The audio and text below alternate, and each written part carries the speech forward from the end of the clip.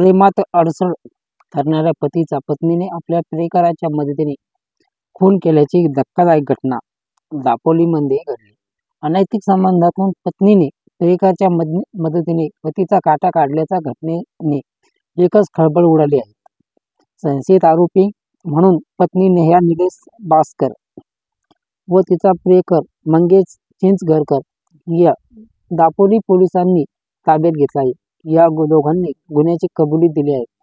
याबाबत सविस्तर माहिती अशी की रत्नागिरी जिल्ह्यातील दापोली उगीमोनी गावात निलेश बास्कर यांचा सलूनचा व्यवसाय होता. मात्र ते सोमवारपासून बेपत्ता होते. त्यानंतर निलेश यांच्या भावाने आपला भाऊ बेपत्ता असल्याची फिर्याद दापोली पोलीस स्थानकात दिली होती.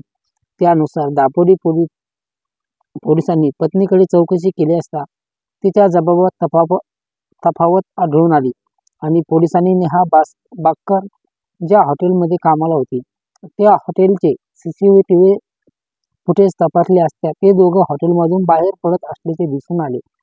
त्यामुळे पोलिसांना संशय अधिक बाळगला आणि एक बिअर शॉपिंग म्हणून नेहाने बिअर घेतल्याचे सुद्धा CCTV मध्ये दिसून आले. आपल्याच नवऱ्याला प्रियकराच्या मदतीने दारू पाजून खून केल्याची असल्याचे तपासात समोर आले. त्यानंतर हा मृतदेह विहिरीत फेकला आणि मृतदेह पालगड पाटील वाडीतून दापोली रुग्णालयात आणण्यात आला.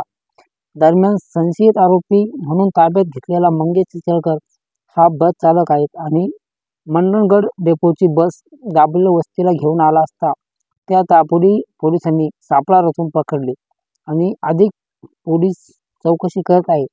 आणि या भयंकर घटनेच्या परिसरात एकच खळबळ उडालेली आहे.